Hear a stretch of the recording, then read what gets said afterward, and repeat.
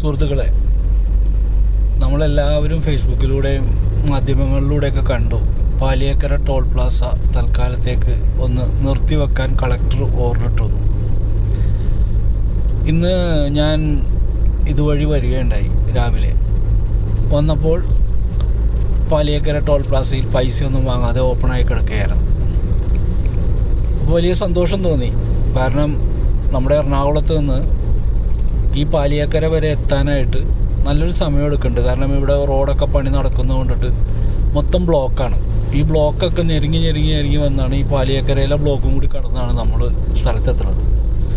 ചെറിയ സമയം കൊണ്ട് എത്തേണ്ട സ്ഥലത്തൊക്കെ വലിയ സമയം കൊണ്ട് സഞ്ചരിക്കേണ്ട ഒരു സ്ഥിതിയാണ് ഇവിടെ ഉള്ളത്. ഈ സമയത്താണ് പാലിയേക്കര ടോൾ പ്ലാസ പൂട്ടിയത്. വളരെ ന്യായമായൊരു കാര്യമാണ്. കാരണം ആളുകൾ വളരെയധികം ബുദ്ധിമുട്ടിയാണ് വന്നുകൊണ്ടിരിക്കുന്നത്.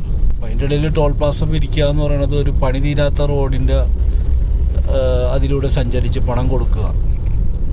അപ്പോൾ ആ വാർത്ത വലിയ സന്തോഷമായിരുന്നു. ആ കളക്ടർക്ക് വരെ നന്ദി പറഞ്ഞു. പക്ഷേ അല്പം കഴിഞ്ഞപ്പോൾ പുതിയ വാർത്ത വന്നു, അത് പിൻവലിച്ചു വന്നു.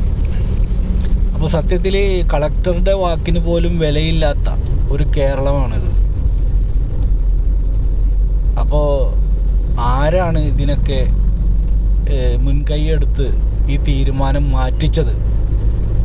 ജനങ്ങൾ വളരെയധികം ചിന്തിക്കണം. ജനങ്ങൾ എല്ലാം ഇങ്ങനെ അംഗീകരിച്ച് കൊടുക്കുന്നത് കൊണ്ടാണ് പലതും സഹിക്കേണ്ടി വരുന്നത്. മാറ്റങ്ങളുണ്ടാകണമെങ്കിൽ ജനങ്ങളൊന്നാകണം. ജനങ്ങളൊന്നായി നിന്ന് പ്രതികരിക്കണം.